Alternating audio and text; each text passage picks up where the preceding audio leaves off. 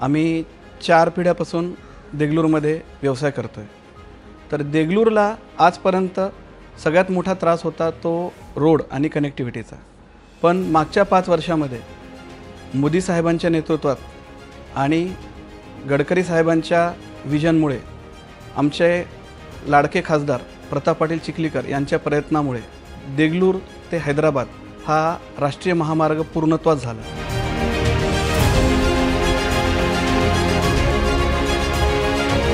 आधी आम्हाला ह्या रस्त्याला जायला 3 ते 4 तास लागायचे, पण आज हैदराबादला जायला अवघे 2 तास।